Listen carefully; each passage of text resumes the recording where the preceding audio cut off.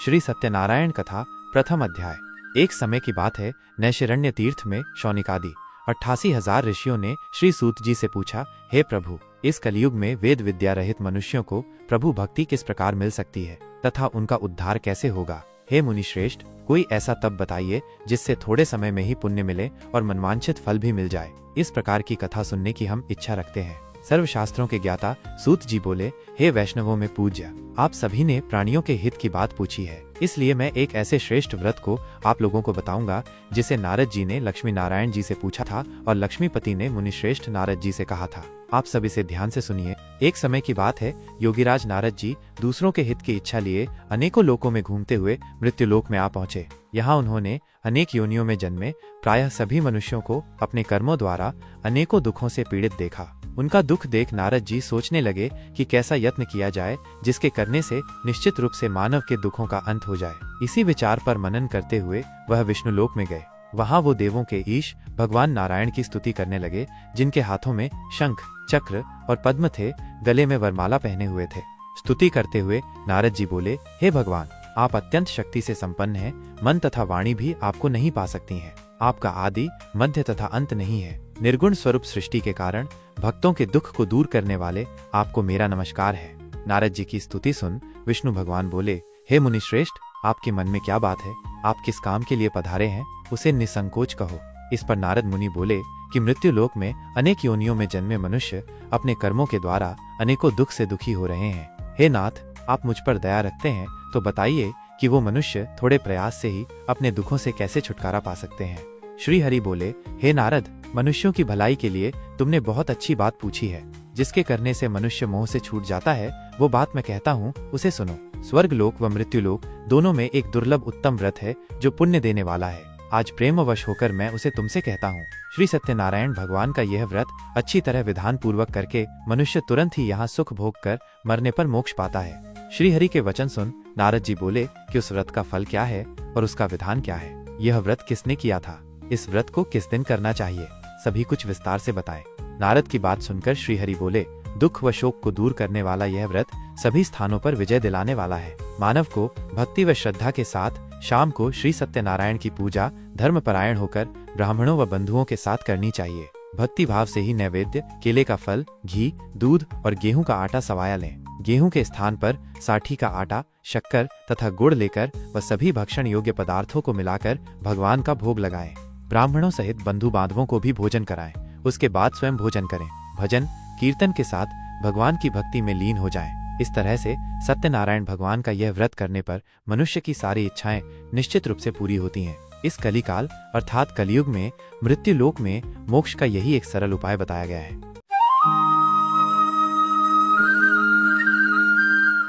सूत जी बोले, हे ऋषियों, जिसने पहले समय में इस व्रत को किया था उसका इतिहास कहता हूँ, ध्यान से सुनो। सुंदर काशीपुरी नगरी में एक अत्यंत निर्धन ब्राह्मण रहता था। भूख प्यास से परेशान वो धरती पर घूमता रहता था। ब्राह्मणों से प्रेम करने वाले भगवान ने एक दिन ब्राह्मण का वेश धारण कर उसके पास जाकर पूछा, हे विप्र, नित्य दुखी होकर तुम पृथ्वी पर क्यों घूमते हो? दीन ब्राह्मण बोला, मैं निर्धन ब्राह्मण हूँ, भिक्षा के लिए धरती पर घूमता हूँ। हे भगवान, यदि आप इसका कोई उपाय जानते हो तो बताइए। वृद्ध ब्राह्मण कहता है कि सत्यनारायण भगवान मनोवांछित फल देने वाले हैं, इसलिए तुम उनका पूजन करो। इसे करने से मनुष्य सभी दुखों से मुक्त हो जाता है। वृद्ध ब्राह्मण बनकर आए सत्यनारायण भगवान उस निर्धन ब्राह्मण को व्रत का सारा विधान बताकर अंतर्धान हो गए। ब्राह्मण मन ही मन सोचने लगा कि जिस व्रत को वृद्ध ब्राह्मण करने को कह गया है, मैं उसे जरूर करूंगा। यह निश्चय करने के बाद उसे रात में नींद नहीं आई। वह सवेरे उठकर सत्यनारायण भगवान के व्रत का निश्चय कर भिक्षा के लिए चला गया। उस दिन निर्धन ब्राह्मण को भिक्षा में बहुत धन मिला, जिससे उसने बंधु बांधवों के साथ मिलकर श्री सत्यनारायण भगवान का व्रत संपन्न किया। भगवान सत्यनारायण का व्रत संपन्न करने के बाद वह निर्धन ब्राह्मण सभी दुखों से छूट गया और अनेक प्रकार की संपत्तियों से युक्त हो गया। उसी समय से यह ब्राह्मण हर माह इस व्रत को करने लगा।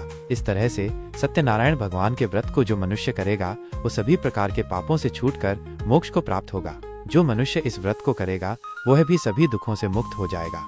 सूत जी बोले कि इस तरह से नारद जी से नारायण जी का कहा हुआ श्री सत्यनारायण व्रत को मैंने तुमसे कहा। हे विप्रो, मैं अब और क्या कहूँ? ऋषि बोले, हे मुनिवर, संसार में उस विप्र से सुनकर और किस किसने इस व्रत को किया, हम सब इस बात को सुनना चाहते हैं। इसके लिए हमारे मन में श्रद्धा का भाव है। सूत जी बोले, हे मुनियों, जिसने इस व्रत को किया है वो सब सुनो। एक समय वही विप्र धन व ऐश्वर्य के अनुसार अपने बंधु बांधवों के साथ इस व्रत को करने को तैयार हुआ। उसी समय एक लकड़ी बेचने वाला बूढ़ा आदमी आया और लकड़ियां बाहर रखकर अंदर ब्राह्मण के घर में गया। प्यास से दुखी वह लकड़हारा उनको व्रत करते देख विप्र को नमस्कार कर पूछने लगा कि आप यह क्या कर रहे हैं तथा इसे करने से क्या फल मिलेगा, कृपया मुझे भी बताएं। ब्राह्मण ने कहा कि सब मनोकामनाओं को पूरा करने वाला ये सत्यनारायण भगवान का व्रत है। इनकी कृपा से ही मेरे घर में धन धान्य आदि की वृद्धि हुई है। विप्र से सत्यनारायण व्रत के बारे में जानकर लकड़हारा बहुत प्रसन्न हुआ। चरणामृत लेकर व प्रसाद खाने के बाद वो अपने घर गया। लकड़हारे ने अपने मन में संकल्प किया कि आज लकड़ी बेचने से जो धन मिलेगा उसी से श्री सत्यनारायण भगवान का उत्तम व्रत करूंगा। मन में इस विचार को ले बूढ़ा आदमी सिर पर लकड़ियां रख उस नगर में बेचने गया जहां धनी लोग ज्यादा रहते थे। उस नगर में उसे अपनी लकड़ियों का दाम पहले से 4 गुना अधिक मिलता है। बूढ़ा प्रसन्नता के साथ दाम लेकर केले, शक्कर, घी, दूध, दही और गेहूं का आटा ले और सत्यनारायण भगवान के व्रत की अन्य सामग्रियां लेकर अपने घर गया। वहां उसने अपने बंधु बांधवों को बुलाकर विधि विधान से सत्यनारायण भगवान का पूजन और व्रत किया। इस व्रत के प्रभाव से वह बूढ़ा लकड़हारा धनपुत्र आदि से युक्त होकर संसार के समस्त सुख भोग अंतकाल में बैकुंठ धाम चला गया। इति श्री सत्यनारायण व्रत कथा का द्वितीय अध्याय श्री सत्यनारायण कथा तृतीय अध्याय। सूत जी बोले, हे श्रेष्ठ मुनियों, अब आगे की कथा कहता हूँ। पहले समय में उल्कामुख नाम का एक बुद्धिमान राजा था। वह सत्यवक्ता और जितेंद्रिय था। प्रतिदिन देव स्थानों पर जाता और निर्धनों को धन देकर उनके कष्ट दूर करता था। उसकी पत्नी कमल के समान मुख वाली तथा सती साध्वी थी। भद्रशिला नदी के तट पर उन दोनों ने श्री सत्यनारायण भगवान का व्रत किया। उसी समय साधु नाम का एक वैश्य आया। उसके पास व्यापार करने के लिए बहुत सा धन भी था। राजा को व्रत करते देखकर वो विनय के साथ पूछने लगा, हे राजन, भक्ति भाव से पूर्ण होकर आप ये क्या कर रहे हैं? मैं सुनने की इच्छा रखता हूँ, तो आप मुझे बताएं। राजा बोला, हे साधु, अपने बंधु बांधवों के साथ पुत्रादि की प्राप्ति के लिए एक महाशक्तिमान श्री सत्यनारायण भगवान का व्रत व पूजन कर रहा हूँ। राजा के वचन सुन साधु आदर से बोला, हे राजन, मुझे इस व्रत का सारा विधान कहिए।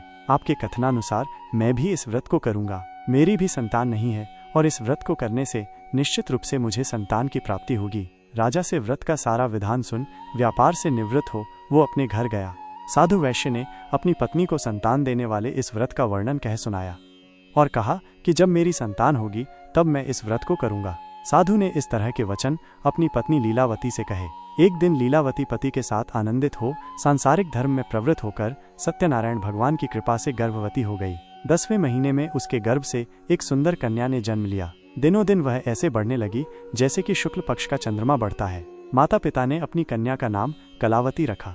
एक दिन लीलावती ने मीठे शब्दों में अपने पति को याद दिलाया कि आपने सत्यनारायण भगवान के जिस व्रत को करने का संकल्प किया था उसे करने का समय आ गया है, आप इस व्रत को करिए। साधु बोला कि हे प्रिय, इस व्रत को मैं उसके विवाह पर करूंगा। इस प्रकार अपनी पत्नी को आश्वासन देकर वो नगर को चला गया। कलावती पिता के घर में रह दिनों दिन बड़ी होने लगी। साधु ने एक बार नगर में अपनी कन्या को सखियों के साथ देखा तो तुरंत ही दूत को बुलाया और कहा कि मेरी कन्या के योग्य वर देख कर आओ। साधु की बात सुनकर दूत कंचन नगर में पहुंचा और वहां देखभाल कर लड़की के सुयोग्य वाणिक पुत्र को ले आया। सुयोग्य लड़के को देख साधु ने बंधु बांधवों को बुलाकर अपनी पुत्री का विवाह कर दिया। लेकिन दुर्भाग्य की बात ये कि साधु ने अभी भी श्री सत्यनारायण भगवान का व्रत नहीं किया।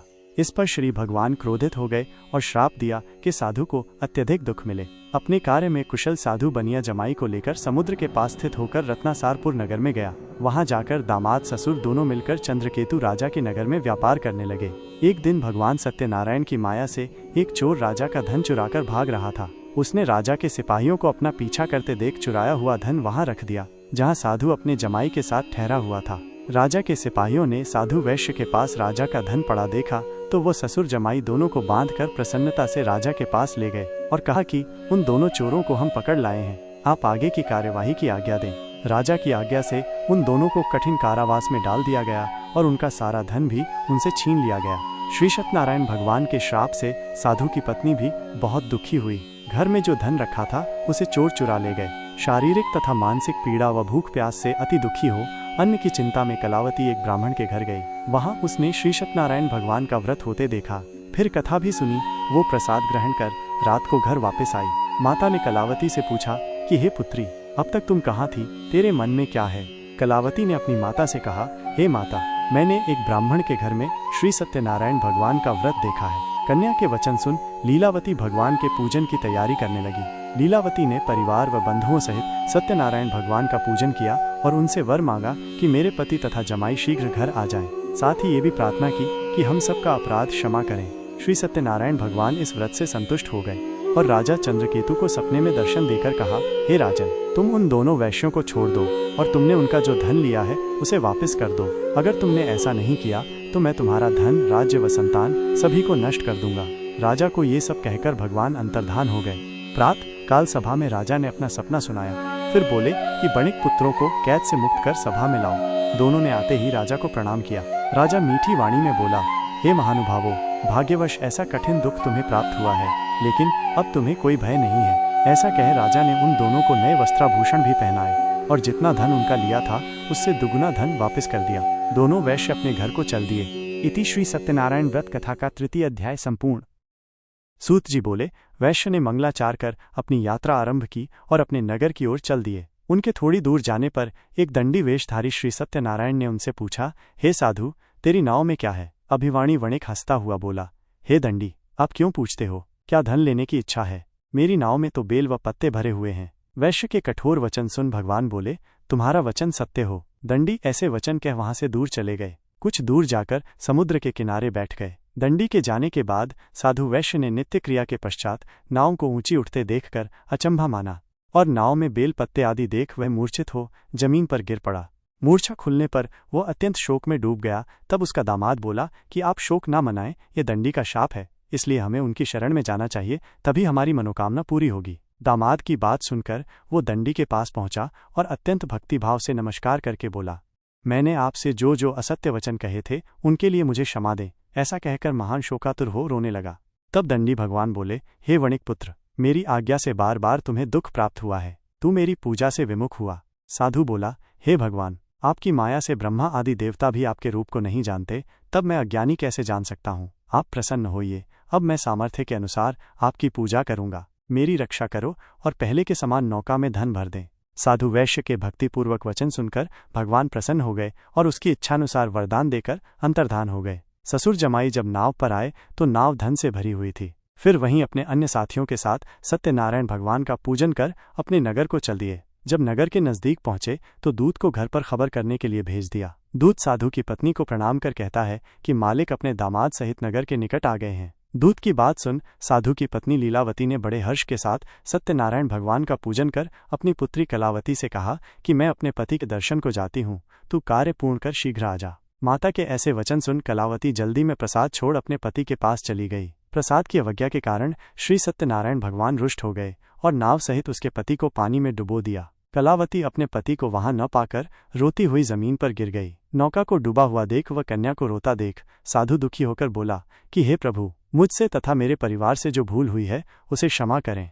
साधु के दीन वचन सुनकर श्री सत्यनारायण भगवान प्रसन्न हो गए और आकाशवाणी हुई, हे साधु, तेरी कन्या मेरे प्रसाद को छोड़कर आई है, इसलिए उसका पति अदृश्य हो गया है। यदि वो घर जाकर प्रसाद खाकर लौटती है तो इसे इसका पति अवश्य मिलेगा। ऐसी आकाशवाणी सुन कलावती घर पहुंचकर प्रसाद ग्रहण करती है और फिर आकर अपने पति के दर्शन करती है। उसके बाद साधु अपने बंधु बांधवों सहित श्री सत्यनारायण भगवान का विधि विधान से पूजन करता है तथा इस लोक में सुख भोग व अंत में स्वर्ग को जाता है। इति श्री सत्यनारायण व्रत कथा का 4 अध्याय संपूर्ण। श्री सत्यनारायण भगवान की जय।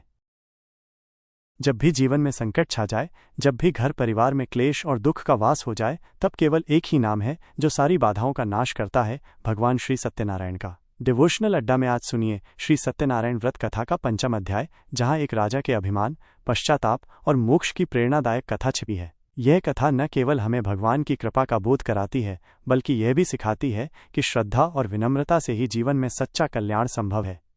श्री सत्यनारायण कथा 5वां अध्याय। सूत जी बोले, हे ऋषियों, मैं और भी एक कथा सुनाता हूँ, उसे भी ध्यानपूर्वक सुनो। प्रजापालन में लीन तुंगध्वज नाम का एक राजा था। उसने भी भगवान का प्रसाद त्याग कर बहुत ही दुख सहन किया। एक बार वन में जाकर वन्य पशुओं को मारकर वो बड़ के पेड़ के नीचे आया। वहां उसने ग्वालों को भक्तिभाव से अपने बंधुओं सहित सत्यनारायण भगवान का पूजन करते देखा। अभिमानवश राजा ने उन्हें देखकर भी पूजा स्थान में नहीं गया और ना ही उसने भगवान को नमस्कार किया। ग्वालों ने राजा को प्रसाद दिया, लेकिन उसने वो प्रसाद नहीं खाया और प्रसाद को वहीं छोड़ वो अपने नगर को चला गया। जब वो नगर में पहुंचा तो वहां सब कुछ तहस नहस हुआ पाया तो वो शीघ्र ही समझ गया कि ये सब भगवान ने ही किया है। वो दोबारा ग्वालों के पास पहुंचा और विधि पूर्वक पूजा करके प्रसाद खाया तो श्री सत्यनारायण भगवान की कृपा से सब कुछ पहले जैसा हो गया। दीर्घ काल तक सुख भोगने के बाद मरणोपरांत उसे स्वर्गलोक की प्राप्ति हुई। जो मनुष्य परम दुर्लभ इस व्रत को करेगा तो भगवान सत्यनारायण की अनुकंपा से उसे धन धान्य की प्राप्ति होगी।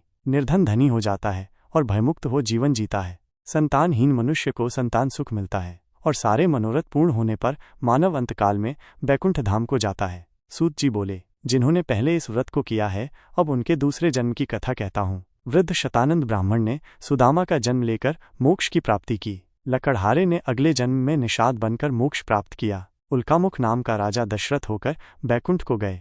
साधु नाम के वैश्य ने मोरध्वज बनकर अपने पुत्र को आरे से चीरकर मोक्ष पाया। महाराज तुंगध्वज ने स्वयंभू होकर भगवान में भक्तियुक्त हो कर्म कर मोक्ष पाया। इति श्री सत्यनारायण व्रत कथा का 5वां अध्याय संपूर्ण। श्री सत्यनारायण भगवान की जय। अगर आपको ये कथा प्रेरणादायक लगी हो तो लाइक करें, शेयर करें और डिवोशनल अड्डा चैनल को सब्सक्राइब करना न भूलें। घंटा जरूर दबाएं ताकि अगली कथा सबसे पहले आप तक पहुंचे। जय श्री सत्यनारायण भगवान की।